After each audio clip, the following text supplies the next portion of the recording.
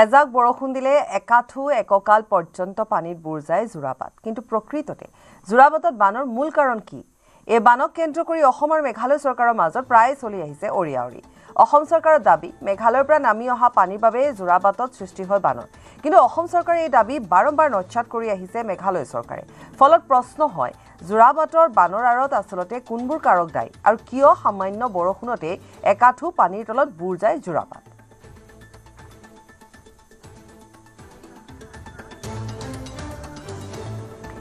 আৰু এই প্ৰশ্নটো বাৰে বাৰে খুলিয়াই যে প্ৰকৃততে চাবলৈ গ'লে মেঘালয় গাত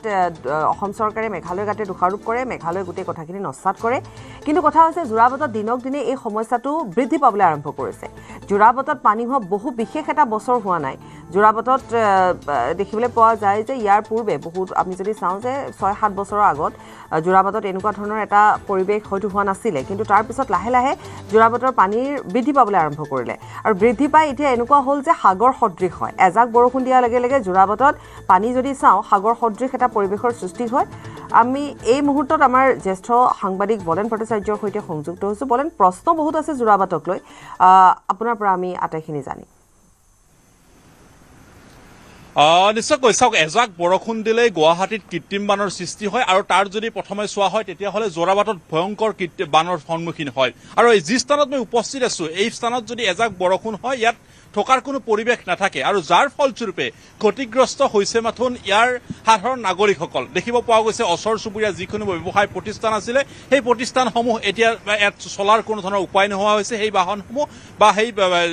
ব্যৱসায়সমূহ বন্ধ কৰি দিব লগা পৰিৱেশৰ সূচনা হৈছে ইয়াৰ মূল কাৰণ আচলতে কি এই কথাখিনি এই মুহূৰ্তৰ পৰ্যালোচনা চলি আছে অসম চৰকাৰৰ পৰা কোৱা হৈছে যে মেঘালয়ৰ পানী অহাৰ বাবে আচলতে এই ধৰণৰ জোৰাবাটতকৈ যদি গুৱাহাটী মহানগৰীৰ কৃত্ৰিম বানৰ ভয়াৱহতা হয় কিন্তু মেঘালয় চৰকাৰে সেই বিষয়টো মানি ল'ব বিচৰা নাই মেঘালয় চৰকাৰে বাৰম্বাৰ কৈছে যে অসমৰ যিসমূহ ড্ৰেইন ব্যৱস্থা সেইসমূহ ভাল নহয় আৰু যাৰ কাৰণে কৃত্ৰিম বান হয় এই কথাখিনি আচলতে চলি আছে কিন্তু তাৰ মাজতে সাধাৰণ ৰাইজৰ প্ৰতিক্ৰিয়া কি দুখ দুৰ্দশা ভগা সাধাৰণ ৰাইজে আচলতে এই গোটেই বিষয়টোত কি কয় মই কিছু মতামত ল'বলৈ চেষ্টা কৰিছো আপোনাৰ পৰা আহিছো যে এই স্থানত য'ত আমি উপস্থিত আছো এজাক বৰষুণ দিলে ইয়াত থাকিব পৰা পৰিৱেশ নাই তাৰপিছত ক্ৰমান্বয়ে গুৱাহাটীৰ ভিতৰত পানীৰ সৃষ্টি হয় এতিয়া কথাটো হ'ল অসম চৰকাৰে কোৱা হৈছে যে মেঘালয়ৰ পৰা ইয়াত পানী প্ৰৱেশ কৰে আৰু যাৰ কাৰণে কৃত্ৰিম বান হয় কিন্তু কথাটো হ'ল মেঘালয় চৰকাৰে এই বিষয়টো মানি লোৱা নাই আপোনালোকে ইয়াত থাকি কি কথাবিলাক বুজিছে বা ইয়াৰ কাৰণ কি বুলি ভাবে ইয়াত ছাৰ বহুত সমস্যা আছে যেনেকৈ মেঘালয়ৰ যে মানে পাহাৰ কাটিং আপোনাৰ চকুৰ আগতে আছে পাহাৰ কাটিং তাৰপিছত ড্ৰেইনৰ ব্যৱস্থা ভাল নহয় আৰু আমাৰ অসম ছাইডৰ যিকেইটা ড্ৰেইনবিলাক আছে গোটেই মানে এই দোকান পোহৰ এইগিলা মানে চব লেতেৰা জাবৰ পেলাই এইগিলা জাম হৈ যায় জাম হোৱাৰ পিছত একচুৱেলি যি মানে বৰষুণৰ পানী সেইটো ভালকৈ বৈ যোৱা ৰাস্তাটো ভাল থাকিব লাগে তাত যদি ড্ৰেইন যদি জাম হৈ থাকে পানীটো আহিবই এই আপোনাৰ 8 মাইলৰ পৰা লৈ কিনে 9 মাইলৰ পৰা লৈ কিনে আমাৰ মানে এইখিনি বৈ অহা পানীটো হ'ল আপোনাৰ 9 মাইল ছেকেণ্ড গেটৰ পৰা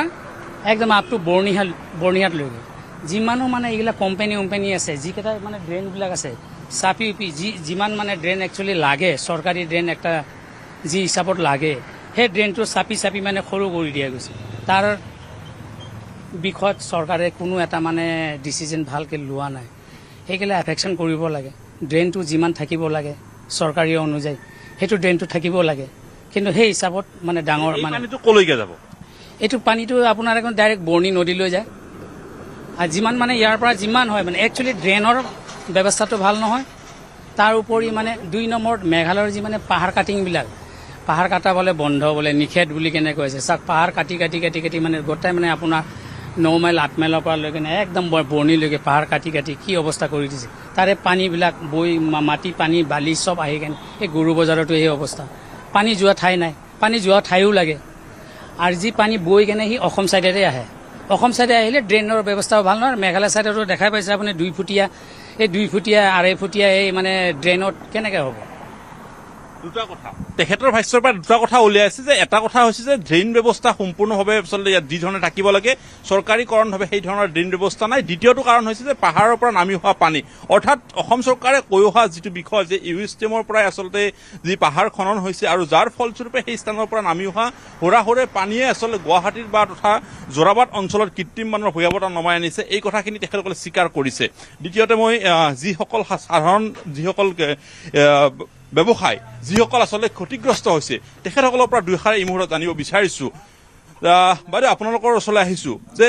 এজাক বৰষুণ দিয়াৰ পিছত ইয়াত পৰিৱেশটো আচলতে কি আৰু ক'বৰ প্ৰয়োজন নাই, ইতিমধ্যে সকলোৱে অৱগত। কথাটো হ'ল আপোনালোকৰ দৃষ্টিৰে কেনেকে দেখিছে যে ইয়াৰ পানীৰ আচলতে কাৰণ কি বা কেতিয়াৰ পৰা এই পানী হৈছে?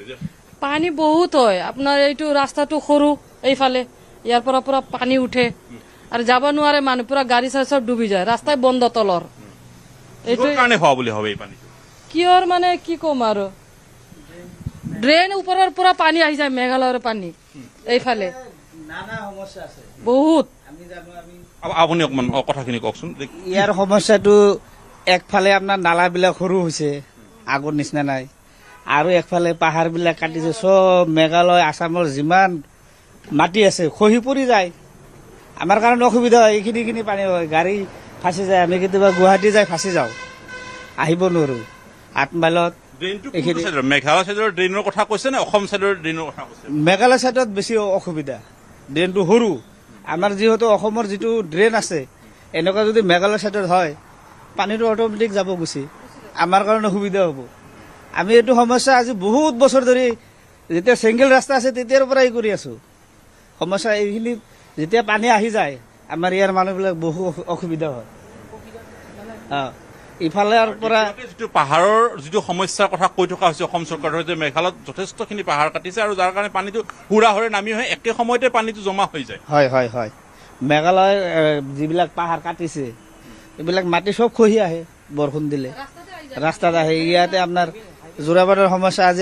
আজিৰ নহয়, আজি 20-25 বছৰ ধৰি এনেকুৱা, 20-25 বছৰ ধৰি আমাৰ যোৰাবাটৰ সমস্যা। এই পানীৰ কাৰণে দিছে ফ্লাইঅভাৰ, আকৌ সেই পানীয়ে হয়।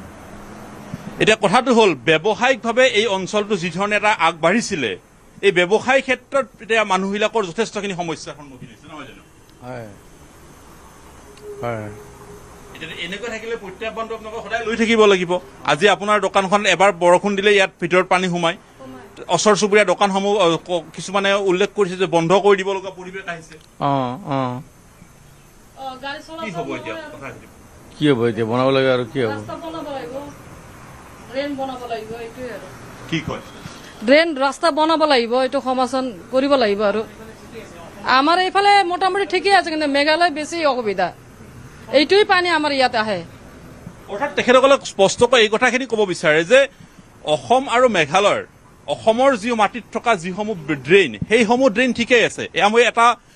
যোৰাবাটৰ সেই মূল পথৰ কাষতে থকা যি ড্ৰেইন ব্যৱস্থা, সেই ড্ৰেইন ব্যৱস্থা এই মুহূৰ্তত কিছু দেখুৱাবলৈ চেষ্টা কৰিছোঁ, কাৰণ তেখেতসকলৰ মূল বিষয়টোৱে যিহেতুকে ড্ৰেইনৰ কথা উল্লেখ কৰিছে, পৰ্যাপ্ত পৰিমাণৰ ড্ৰেইন নাই আৰু ড্ৰেইনৰ অভাৱতে পানীসমূহ ওলাই যাব নোৱাৰে, এই কথাখিনি উল্লেখ কৰিছে। অসম চৰকাৰ বা অসমৰ মাটিত থকা এই ড্ৰেইন, বৃহৎ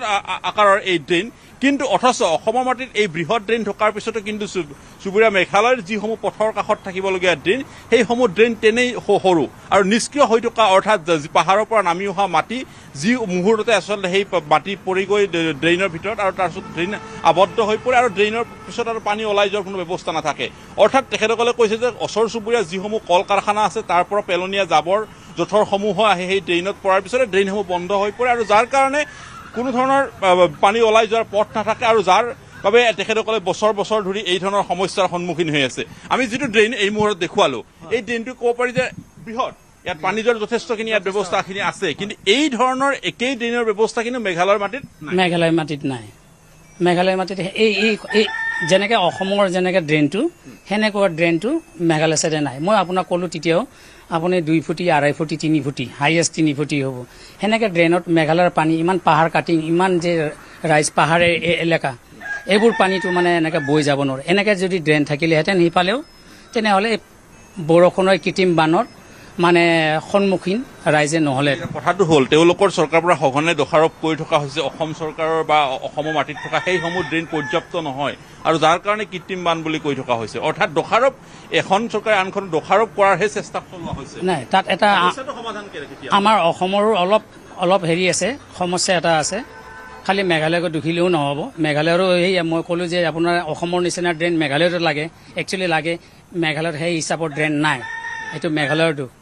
কিন্তু এতিয়া মানে যিকেইটা আমাৰ এইটো ড্ৰেইনটো আপুনি দেখাই পাইছে চাইজটো কেনেকৈ আছে। আপুনি বৰ্ণিলৈ গৈ আপুনি ছাৰ্ভে কৰি যাওক, সেই হিচাপৰ ড্ৰেইন নাপাব আপুনি। তাত যোৱাৰ পিছত আকৌ ড্ৰেইনটো চপাই দিছে আমাৰ অসমে। মানে যোনে মাটি কিনিছে ডাঙৰ ডাঙৰ কোম্পানীবিলাক আছে কিবা মাটি চপাই ড্ৰেইনটো সৰু কৰি দিছে সৰু কৰি দিয়াৰ পিছত এই পানীটো সেই হিচাপত যাব নোৱাৰে অৰ্থাৎ তাত উচ্ছেদ বা তেনেকুৱা ধৰণৰ ব্যৱস্থাৰ প্ৰয়োজনীয়তা আছে নিশ্চয়কৈ ধন্যবাদ জনাইছো অত্যন্ত গুৰুত্বপূৰ্ণ আমি আৰু কেইখনমান ব্যৱসায় প্ৰতিষ্ঠানৰ যদি আমি স্বত্বাধিকাৰী বা গৰাকীৰ আমি ভাষ্য ল'বলৈ চেষ্টা কৰোঁ তেতিয়াহ'লে আৰু অধিক কোটি স্পষ্ট হ'ব কাৰণ বিভিন্নজনৰ বিভিন্ন ধৰণে এই মুহূৰ্তত মতামত তেখেতসকলে প্ৰকাশ কৰিছে গতিকে সেই মতামতসমূহ আমি কিছু সংগ্ৰহ কৰিবলৈ চেষ্টা কৰিছোঁ দাদা আপোনাৰ ওচৰলৈ আহিছোঁ যে ইয়াৰ আটাইতকৈ এতিয়া সমস্যাৰ সন্মুখীন হৈ থকা বিষয়টো হৈছে আপোনালোকে পানী এজাক বৰষুণ দিয়াৰ পিছত পানীৰ ভয়ংকৰ পৰিৱেশ এতিয়া সমস্যাৰ সমাধান ক'ত আৰু আপোনালোকে কি ধৰণে ভাবিছে কাৰণ আপোনালোক যথেষ্টখিনি ক্ষতি হৈ আহিছে সমস্যাটো ড্ৰেইনটো য'ত মানে ডাউন আছিল সেইখিনি আৰু ডাউন কৰি দিছে যিখিনি ওখ আছিল সেইখিনি ওখ কৰি দিছে কিছুমান ভুক্তভোগী লালচি ব্যৱসায়ীয়ে তেতিয়া ইঞ্জিনিয়াৰবিলাকক লাখ লাখ টকা ঘোচ খুৱাই এইটো অৱস্থা পৰিস্থিতি কৰিছে 26 ফুট ড্ৰেইন এতিয়া 9 ফুটো নাই চাই লওক আপোনালোকে 26 ফুট ড্ৰেইন আমি সৰুতে এইটো ড্ৰেইনতে আমি গা ধুইছোঁ কাপোৰ কানি ধুইছোঁ এতিয়া ভৰি দিব নোৱাৰি কিন্তু ড্ৰেইনটো দুইফালে থাকিব লাগিব মেঘালয় ছাইডত এটা এতিয়া এটাই উপায় আছে মেঘালয় ছাইডত দি আৰু এটা ড্ৰেইন কৰি ডিভাইডাৰ কৰি যদি পানীটো ওলাই দিয়ে আৰু এইটো ই কৰিব লাগে আৰু 8 মাইলৰ পৰা পানীটো সেইপিনে ডিভাইডাৰ যদি কৰে তেতিয়া অকণমান হ'লেও সকাহ পাব আপুনি যদি সিফালে ইউএছটিমৰ কথা চাবলৈ যায় তাততো হুৰাহুৰে পানী আহি আমি 9 মাইলৰ পৰিৱেশ দেখিছোঁ যথেষ্টখিনি বেয়া গতিকে তাৰ পানী আৰু সেই পানীৰ পানী যদি এইফালে আহে তেতিয়াহ'লে পৰিৱেশটো আৰু বেয়া হ'ব হৈয়ে আছে সেইটোৱে হৈ আছে তো আপুনি CRP কেম্পৰ লগত লাগি থকা বৰজাংবলী মন্দিৰটো যে সেইখিনিত বেছি আটাইতকৈ হয় সেইটো কাৰণে তাৰমানে ইউএছটিমৰ পানীটো এইপিনে 9 মাইলৰ মেঘালয় ছাইডৰ পানীটো 8 মাইলৰ পানীটো আৰু গোৱালিবিলাকৰ গোবৰ হয় বলেন আমি পৰৱৰ্তী সময়ত আকৌ এনেধৰণে গোটেই কথাখিনি আপুনি